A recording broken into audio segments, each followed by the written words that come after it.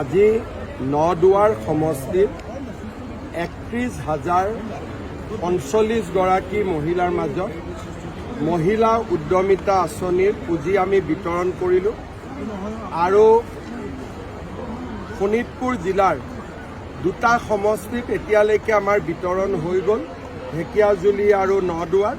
পৰৱৰ্তী সময়ত আমি ৰাঙাপাৰা, বৰচলা আৰু তেজপুৰ সমষ্টিতো পুঁজি বিতৰণৰ ব্যৱস্থা হাতত ল'ম।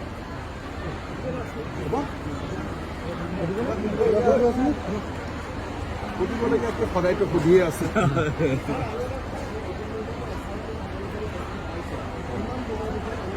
আমি জুবিন গাৰ্গৰ, মই আজি আৰু আপোনালোকক দুৰ্ঘটনা বুলি কোৱা নাই, জুবিন গাৰ্গৰ হত্যাকাণ্ড চাৰ্জশ্বিট আমি 17 ডিচেম্বৰৰ আগতে দিব লাগে। মই টাৰ্গেট দিছোঁ যে 8 তাৰিখমানৰ ভিতৰতে যাতে দিব পাৰোঁ আৰু আমি সকলো ফালৰ পৰা এতিয়া প্ৰস্তুত। বিদেশত যদি কিবা ঘটনা হয়, চাৰ্জশ্বিট দিয়াৰ আগতে গৃহ মন্ত্ৰালয়ৰ এটা অনুমোদন লাগে। কালি মই গৃহমন্ত্ৰী অমিত শ্বাহ ডাঙৰীয়াকো সাক্ষাৎ কৰি আহিছোঁ যাতে আমি অনুমোদনটো সোনকালে পাব পাৰোঁ। গতিকে মই ভাবোঁ যে অহা 3-4 দিনৰ ভিতৰতে SITয়ে MHAলৈকে লিখিব, মিনিষ্ট্ৰী অফ হোম এফেয়াৰ্ছলৈকে অনুমোদন আমি পাই যাম আৰু লগে লগে আমি লাষ্ট ডেট 8-9-7 আমি চাৰ্জশ্বিট দি দিম।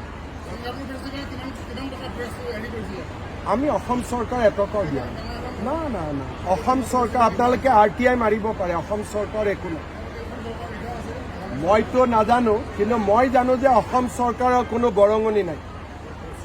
আৰু 2-এজন সাংবাদিক গৈছিল, কিন্তু 2-এজন সাংবাদিক গৈছিলে আৰু বেংককতো গৈছিলে সাংবাদিক। আমি কোনো যোৱা নাই। 25 নৱেম্বৰত আমি বহু বিবাহৰ বিপক্ষে এখন আইন আনিম। কোনো ব্যক্তিয়ে যদি বহু বিবাহত আবদ্ধ হয় 7 বছৰ সশ্ৰম কাৰাদণ্ড হয়। 100%। গাখীৰততো অলপ মানুহে পানী ঢালি খায়। গৌৰৱ গগৈৰ পাকিস্তানী এজেণ্টত পানীও নাই, 100% মিল্ক হয়। মানে 100% মই যি কৈছোঁ পাক্কা কথা কৈছোঁ। আৰু কালি দেৱব্ৰত শইকীয়াই গৌৰৱ গগৈক কৈছে যে কেছ কৰি দিয়ক। কেছ কৰিলেতো ময়ো ভালেই পাওঁ, কেছ কৰক মোৰ ওপৰত, কিন্তু নকৰিলেও জুবিন গাৰ্গৰ চাৰ্জশ্বিট দিয়াৰ পিছতে গৌৰৱ গগৈ কাণ্ড আমি মুকলি কৰিম। 10 ছেপ্টেম্বৰৰ পৰা অলপ সময় লৈছোঁ বুলি ধৰি লওক। 10 ছেপ্টেম্বৰত নহয়, 10 জানুৱাৰীত দিলোঁ। তাৰ পৰাতো কোনো পৰিৱৰ্তনটো একো নহয়। মই ক'লোঁ যে 10 ছেপ্টেম্বৰত দিম, নিদিলোঁ। 10 নৱেম্বৰত দিলোঁ, তাৰ পৰা কি ক্ষতি হ'ব পাৰে? তেওঁলোকৰ কাৰণে যদি শত্ৰুপক্ষই যদি 10 তাৰিখে বিচাৰে, মই 10ত কিয় দিম কওকচোন? তেতিয়া মই 11ত দিম না। শত্ৰুৱে যি বিচাৰে তাৰ পৰাতো মই মিনিট হ'লেও বেলেগ কৰি দিম। কি কয়? শত্ৰুৰ মতে মই চলিম নেকি? নহয়। প্ৰথম জুবিন গাৰ্গৰ চাৰ্জশ্বিট দিয়াৰ আগতে এইবিলাক কথাত গ'লে মানুহে বেয়া পাব। জুবিন গাৰ্গক ন্যায় প্ৰদানৰ প্ৰক্ৰিয়াটো পুলিচে সমাপ্তি কৰাৰ পিছত গৌৰৱ গগৈ। অশোক সিংঘালৰ মাটি আছেনে মই নাজানো, কিন্তু সমাধিত আমি 10 বিঘা মাটি দিছোঁ। ভূপেন হাজৰিকাকো তেনেকৈ দিছিলোঁ।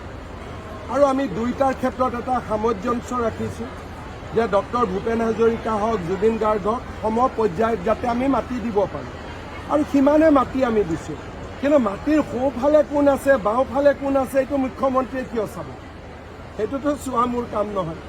কিন্তু ভূপেন হাজৰিকাৰ সমাধি, জুবিন গাৰ্গৰ সমাধি আমি সমান মাটি দিম। যদি কম বেছিও আছে আমি মিলাই দিম। চলি আছে। আজিওতো বিহালীততো নটিছৰ কাম চলি আছে। গতিকে মিয়াৰ শান্তি নাই, অবৈধ মিয়াৰ শান্তি নাই যেতিয়ালৈকে মই মুখ্যমন্ত্ৰী হৈ আছোঁ। সমাধিত গৈ সেৱা কৰিলেও শান্তি নাই। গতিকে যেতিয়ালৈকে মই মুখ্যমন্ত্ৰী হৈ আছোঁ, অবৈধ মিয়া টেনশ্যনত থাকিবই লাগিব। মই নাথাকিলে বেলেগ কথা। হ'ব হ'ব থেংক ইউ